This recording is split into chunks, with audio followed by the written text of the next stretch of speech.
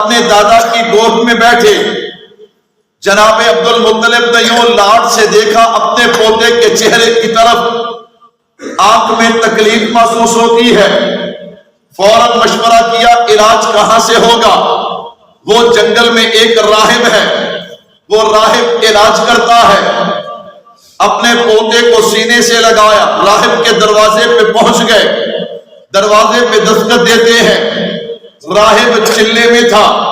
اللہ اکبر، ان چلے والوں کو کسی کی پرواہ نہیں۔ دعا کرو اللہ ہمیں چلے والوں سے بچا لے، کہہ دو آمین۔ چلے سے مراد تبلیغی جماعت کا چلہ نہیں، میری تم کر دیو مولوی صاحب جڑے نے وہ جماعت کے خلاف نہیں، نہ میں نے کہا تبلیغی جماعت کا چلہ تو ضروری ہے، کہو بے شک۔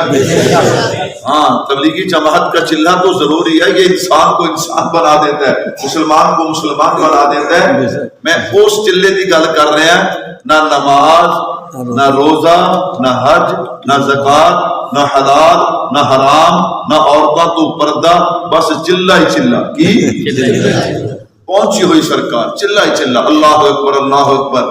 سنو میرے بھائیو، میں نے یہ بات کیوں کہی ہے؟ بچا لو اپنے آپ، بچا لو ان چلے والوں سے اپنے آپ کو، اللہ اکبر۔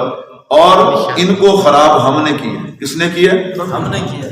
او جی پیر جی کام نہیں چلتا، کام نہیں چلتا۔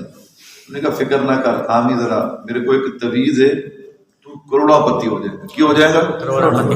آپ میں دوڑ لائے، انہیں تویز لکھیا ہے، جان لگے پہلا کی کہندے نے جاندہ ہو جائے 100 مینوں دے دی، 100 بندے دی مت ماری ہے بھی کروڑا تویز تینوں دیتا تے 100 تیرے کولو۔